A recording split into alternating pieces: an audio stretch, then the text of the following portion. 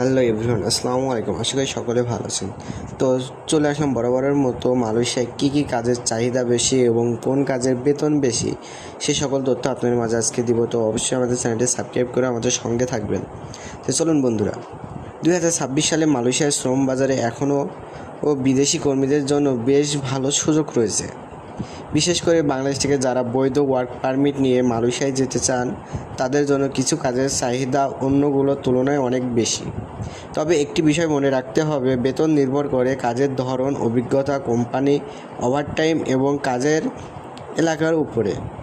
তাই একই ধরনের কাজ করলে একজনের বেতন আরেকজনের বেতনের তুলনায় অনেক কম বেশি হতে পারে।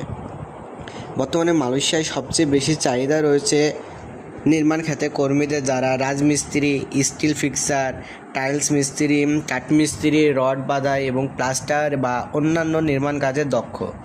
তাদের নিয়োগের বেশি সুযোগ রয়েছে। এক্ষেত্রে সাধারণ মাসিক বেতন প্রায় 1800 থেকে 2800 মালয়েশিয়ান রিঙ্গিত হতে পারে। নিয়মিত ওভারটাইম করলে অনেক কর্মীর মাসিক আয় 3000 থেকে 4000 রিঙ্গিত বা তারও বেশি হতে পারে।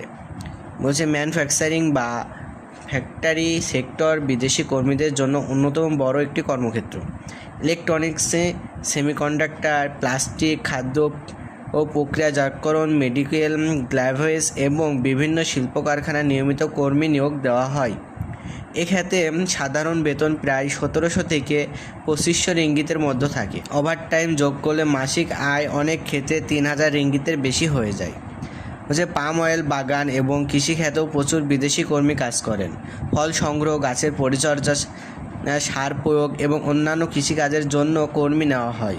এক্ষেত্রে কাজ কিছুটা শারীরিক পরিশ্রম হলেও অভিজ্ঞতা কর্মীর ভালো আয় করতে পারে। সাধারণ বেতন 1700 থেকে 2500 রিঙ্গিতের মধ্যে থাকে এবং উপাদানের উপর ভিত্তি করে অতিরিক্ত আয়ের সুযোগও থাকে।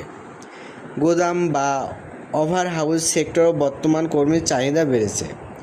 পণ্য ওঠানো, নামানো, প্যাকেজিং, স্কিং, লোডিং এবং ইনভেন্টারি ব্যবস্থাপনার মতো কাজে বিদেশি কর্মী নিয়োগ করা হয়। এই খাতে মাসিক বেতন সাধারণত 1800 থেকে 2800 রিঙ্গিত পর্যন্ত হতে পারে। ওভারটাইম করলে আয় আরও বাড়ে। লজিস্টিক্স ও ডেলিভারি খাত দ্রুত সম্প্রসারিত হচ্ছে। যারা বৈধ ড্রাইভিং লাইসেন্স সহ কাজ করতে পারেন তাদের জন্য ভালো সুযোগ রয়েছে। ডেলিভারি রাইডার বা ড্রাইভারের আয় কাজের পরিমাণের উপর নির্ভর করে।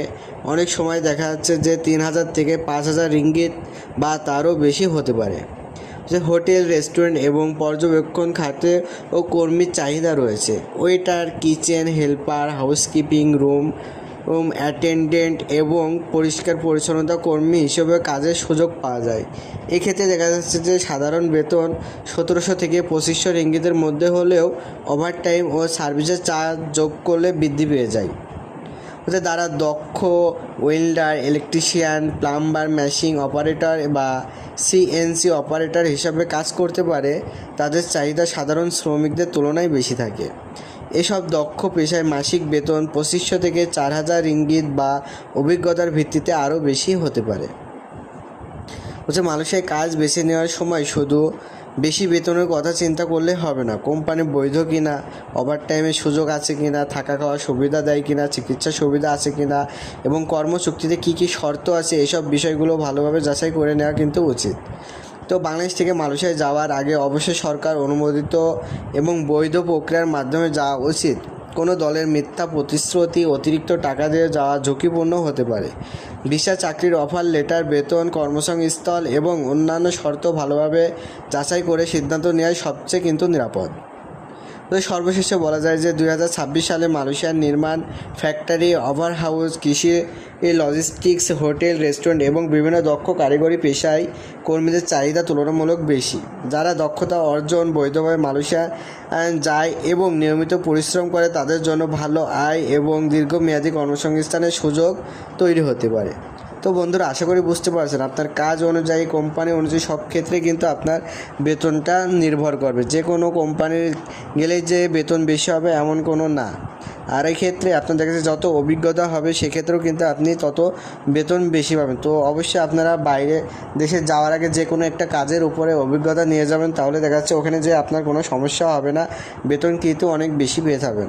তো আশা করি বন্ধুরা এখানে বুঝতে পারছেন, যারা বুঝতে পারেন না আপনারা আমাদেরকে কমেন্ট করবেন, আপনার কমেন্ট অনুযায়ী আমরা ভিডিও বানিয়ে দেওয়ার চেষ্টা করবো। তো বন্ধুরা এখানে ভালো থাকবেন, আল্লাহ হাফেজ।